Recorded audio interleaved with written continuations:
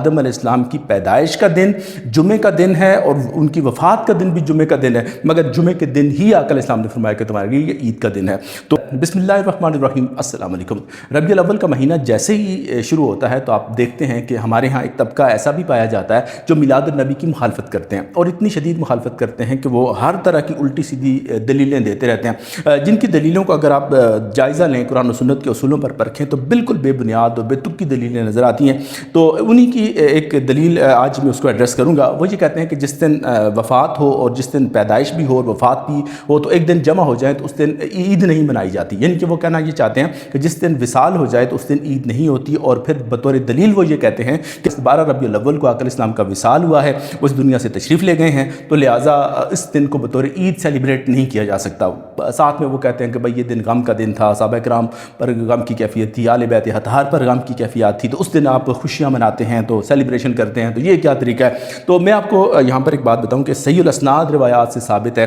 کہ جس دن پیدائش ہو اور اسی دن اگر وفات ہو جائے تو اس دن کو بطور عید سیلیبریٹ کیا جا سکتا ہے۔ اور میں مثال دینا چاہوں گا آدم علیہ السلام کی۔ آدم علیہ السلام کے بارے میں آقا علیہ السلام نے فرمایا کہ وہ جمعہ کے دن پیدا ہوئے ہیں اور جمعہ کے دن ہی ان کی وفات ہوئی ہے، تو پھر جنت میں جب داخل کیے گئے تو وہ بھی جمعے کا دن تھا، جنت سے جب نکالے گئے تو وہ بھی جمعے کا دن تھا۔ تو آدم علیہ السلام کو جو ہم دیکھتے ہیں کہ ان کی پیدائش بھی جمعے کے دن کی ہے اور وفات بھی جمعے کے دن کی ہے، مگر اس کے باوجود آقا علیہ السلام نے فرمایا کہ یہ دن تمہارے لیے عید کا دن ہے، اس دن اچھے کپڑے پہنا کرو، خوشبو لگایا کرو اور مسجدوں میں آیا کرو۔ تو یہاں سے یہ بات ثابت ہوتی ہے، صحیح الاسناد روایات سے ثابت ہوتی ہے کہ جس دن پیدائش ہو، جس دن اور اسی دن اگر وفات بھی ہو تو اس دن کو بطور عید سیلیبریٹ کیا جا سکتا ہے، اور آقا علیہ السلام نے حکم دیا ہے کہ آپ جمعے کے دن کو بطور عید منایا کرو۔ تو یہاں سے اب یہ کہنا ہے کہ جس دن وفات ہو جائے وہ دن عید کا نہیں ہو سکتا، یہ بات بالکل ہی بے بنیاد اور ڈکوسلا ہے۔ تو اگلی بات میں آپ کو جو سوچنے اور سمجھنے والی ہے وہ یہ ہے کہ جو سوگ ہے شریعت کے اندر وہ صرف 3 دن کا ہے، اور صرف خواتین کے لیے ہوتا ہے کہ اگر ان کے شوہر وفات پا جائیں تو 4 ماہ 10 دن تک وہ سوگ کرتی ہیں، تو اس کے علاوہ ساری زندگی کے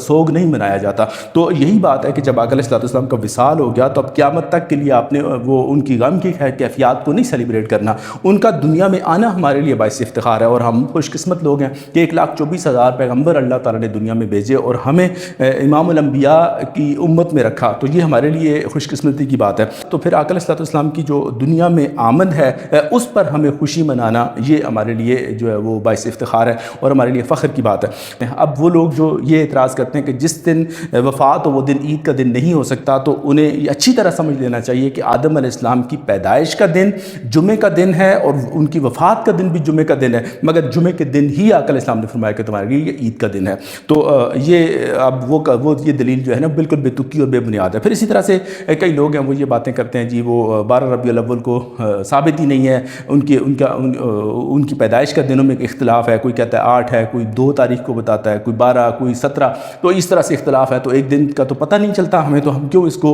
اس طرح سے کریں؟ یاد رکھیے گا میں نے پہلے بھی بات کی تھی کہ جو اللہ تعالیٰ ہے نا فضیلت کی جو گھڑیاں ہوتی ہیں ان کو چھپا رکھتا ہے۔ جب اللہ تعالیٰ نے قرآن کو نازل کیا نا تو وہ لیلۃ القدر کو نازل کیا، تو اس لیلۃ القدر کو بھی اللہ نے چھپا رکھا ہے، وہ آخری طاق راتوں میں اللہ تعالیٰ نے چھپا کے رکھی ہوئی ہے۔ وہ دن پھر کتنی فضیلت والی ہے کہ 1000 مہینوں سے افضل ہے۔ جس دن قرآن نازل ہو جائے تو وہ رات 1000 مہینوں سے افضل ہو۔ جس دن وہ صاحب قرآن دنیا میں آ جائیں جن پر قرآن نے نازل ہونا تھا، تو وہ جس دن دنیا میں آئیں تو وہ دن وہ فضیلت والا کیوں نہ ہو، تو اس دن کو بھی اللہ تعالیٰ نے اسی طرح سے تاریخوں میں چھپا رکھا ہے کہ یا تو اب 2 تاریخ ہے ربیع الاول کی، یا 8 ہے، یا کوئی 9 بھی کہتے ہیں، کوئی 12 کہتے ہیں، کوئی 17 کہتے ہیں۔ تو اگر اس طرح کا اختلاف آ بھی گیا ہے تو اب آپ کو وہ فضیلت کی گھڑی تلاش کرنی ہے، اور وہ خوش قسمت لوگ ہیں جو پورا مہینہ ربیع الاول کا وہ سیلیبریشن ہی کرتے رہتے ہیں کہ اب یہ بات تو طے ہے کہ آقا علیہ السلام کی جو ولادت ہے وہ